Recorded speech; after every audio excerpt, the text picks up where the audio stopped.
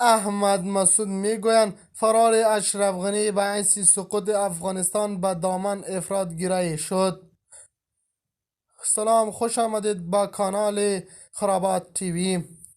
احمد مسعود رهبر جبهه مقاومت ملی افغانستان در آخرین بیانیه خود معتقد است که فرار اشرف غنی با یولهای مردم تسلیم حکومت با طالبان مصداق کرد. احمد مسعود رهبر جبهه مقاومت ملی افغانستان میگویند که فرار اشرف غنی باعث شد که افغانستان را سقوط میکند. با اشرف غنی افغانستان تسلیم به خود دستا به طالبان کرد.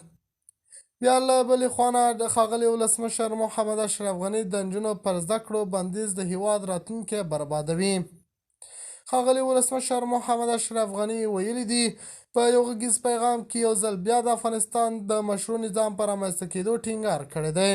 ښاغلي غني په دغه پیغام کې چې نن یې پر خپل ایکس پاڼه خپور کړی ویلي متاسفانه شاوخوا څو زره ورځې کېږي چې افغانستان د نجونو له زده کړو بې برخې شوی دی. د دې وضعیت دوام زجر ورکوونکی دی او د هیواد راتلونکی بربادوي چې ژر تر ژره باید یې پای ته ورسیږي. هغه همداراز ټینګار کړی افغانستان اوس مهال داسې یو مشروع او عادل نظام اړتیا لري چې ولس له مایوسۍ وژغوري. ولسمشر محمد اشرف غني د خپل پیغام په وروستي برخه کې څرګنده کړې چې نارینه او تعلیمي نصاب بدلون ته اړتیا لري ځکه چې په وینا یې موجود نصاب ورځني نړیوال اړتیاوې نشي پوره کولی.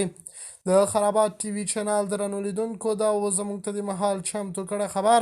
د نورو خبرونو لپاره خرابات ټي وي چینل په درنښت سره سبسکرایب کړئ. د الله په امان تر بیا ښې چارې.